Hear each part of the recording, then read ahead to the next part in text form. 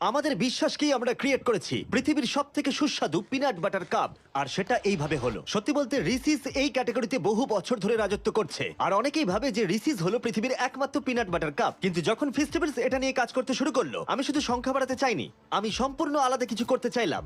একদম শুরু থেকে বলছি, আমি কাপের দুটো বড় প্রবলেম সলভ করলাম। প্রথম হলো পিনাট বাটার, যেটা কাপে দেখা যায় কিন্তু শক্ত হয়ে জমাট বেঁধে থাকার জন্য ওটার স্বাদ ঠিক পিনাট বাটারের মতো লাগে না, কারণ ওরা টাকা বাঁচাতে চায়। আর আমি ভাবলাম যে আমাদের কাপে আমরা যদি আসল পিনাট বাটার জার থেকে বার করে এটার ভেতরে দিই, সেটাই আমরা করলাম। ফেস্টিভ্যাল পিনাট বাটারের মধ্যে যে পিনাট বাটার আমরা দিয়েছি সেটা আসল জারের মতোই খেতে, আসল পিনাট বাটার। এবার আমাদের পরের চ্যালেঞ্জ ছিল এটার আকৃতি, কারণ তোমরা দেখতে পাচ্ছ এটার ভেতরে আমরা প্রচুর পিনাট বাটার দিয়েছি, তাই এটাকে আমরা আরো বেশি বড় করতে চাইলাম যাতে জায়গা বেশি থাকে। তারপর 40টা মোল্ডস টেস্ট করার পরে এই শেপটা আমরা ক্রিয়েট করলাম, এই ডোম শেপের পিনাট বাটার ফেস্টিভ্যালস কাপ।